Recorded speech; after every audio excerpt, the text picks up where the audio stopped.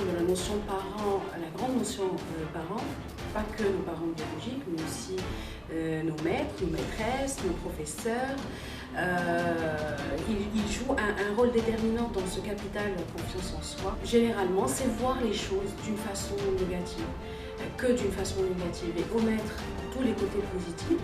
Et puis en fin de compte, on ne se sent plus capable de faire quoi que ce soit. Exprimer ce qui nous gêne, et puis oser dire non et apprendre à dire non aussi. Madame Kautsal Bazmelari, bonjour. Bonjour. Je vous remercie infiniment d'avoir accepté notre invitation aujourd'hui. C'est avec plaisir que je suis là. La confiance en soi est l'une des qualités les plus recherchées. Si certaines en ont beaucoup ou trop, d'autres en manquent cruellement. Ma première question, quelle est votre définition de la confiance en soi? Donc la confiance en soi, c'est avant tout se connaître et puis croire en son potentiel et en ses capacités d'une façon réaliste. Donc c'est se juger capable d'affronter une certaine situation au moment où elle se présente. C'est-à-dire on a les ressources suffisantes pour pouvoir réussir ou entamer le travail d'une mission ou de quelque chose. Quelles sont selon vous les raisons qui expliquent un manque de confiance en soi en entreprise?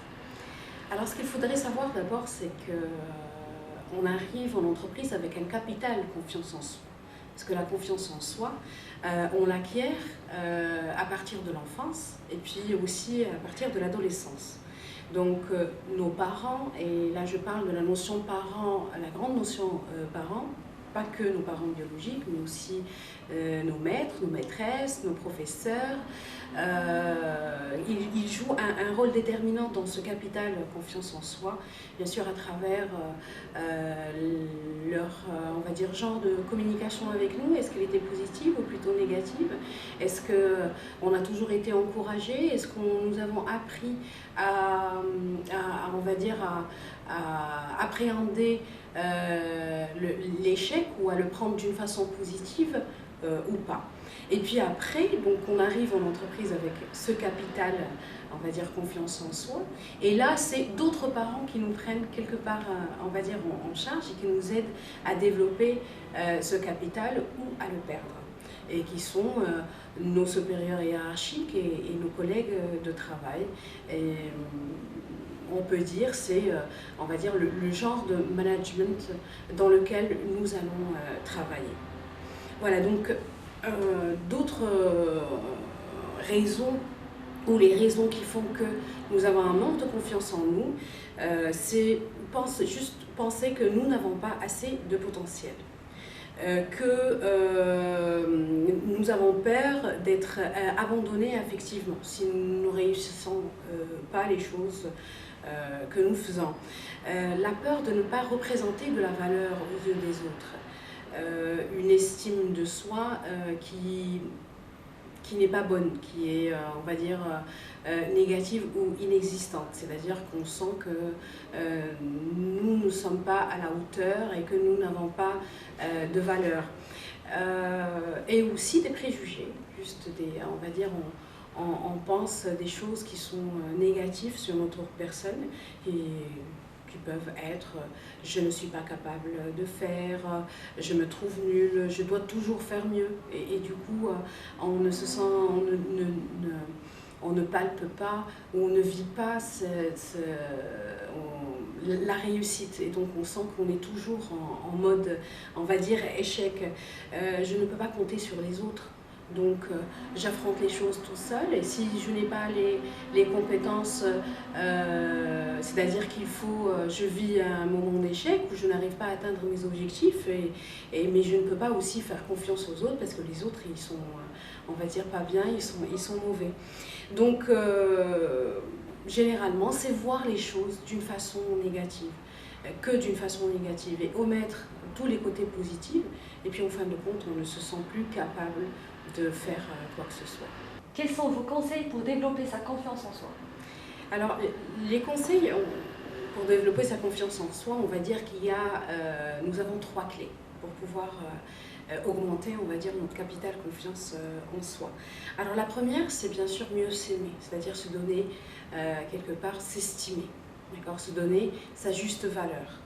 Parce que si quelque part on ne développe pas cette estime de soi, il nous est très difficile de pouvoir gagner en confiance. La deuxième clé, c'est oser agir. Oser agir, pourquoi? Parce que tout simplement, nous développons nos compétences quand nous les pratiquons. Et si nous ne pratiquons pas, nous ne vivons pas des expériences, nous perdons en fin de compte nos capacités et puis nos connaissances. Voilà. Et puis après, on n'est plus armé, on n'a plus les outils pour pouvoir faire des choses. La troisième clé, et je pense que c'est une clé qui est très très importante au niveau du relationnel avec les collègues, avec les supérieurs hiérarchiques, et qui est s'affirmer avec les autres. Donc pour pouvoir s'affirmer, il faudrait apprendre à exprimer ses besoins. D'accord? Parce que si on reste tout seul dans son coin et que quelque part nous n'exprimons pas nos besoins, nous vivons de la frustration et c'est pas quelque chose qui pourrait nous aider à développer cette confiance. Exprimer ce qui nous gêne et puis oser dire non et apprendre à dire non aussi. Et si nous avons peur de dire non, il faudrait juste se dire et peut-être l'expliquer aux autres que nous disons non pour, par exemple, la situation, mais pas pour les personnes. Parce qu'il y a une peur derrière qui est ne pas être apprécié ou perdre l'amour des autres. Et apprendre aussi et oser aussi à critiquer, mais d'une manière constructive. Parce que généralement, quand on se met à critiquer, nous n'apportons pas quelque part de solution et nous n'expliquons pas aux autres personnes, à nos collègues, à nos collaborateurs, que c'est pour arriver à un objectif ou pour réaliser un objectif commun et qui est en fin de compte la performance en entreprise.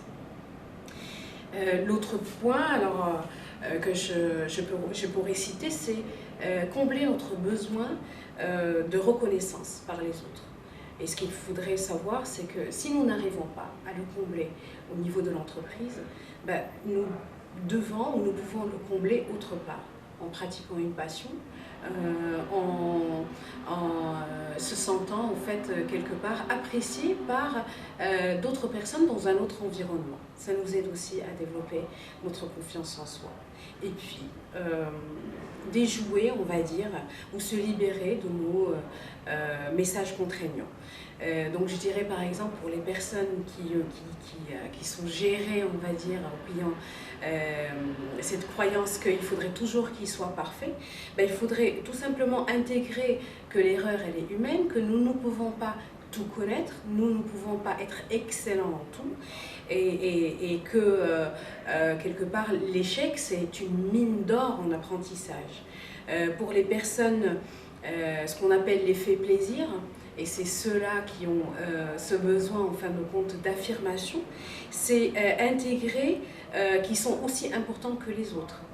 D'accord? Et que apprendre à dire non et à expliquer que ce n'est pas pour la personne, mais c'est plutôt pour la situation, parce que s'occuper par exemple ou rendre service à l'autre à ce moment-là pourrait mettre, on va dire, en péril l'atteinte de son objectif de travail du moment. Et puis enfin les sois forts. Il faudrait qu'ils intègrent demander de l'aide et du conseil, ce n'est pas une faiblesse.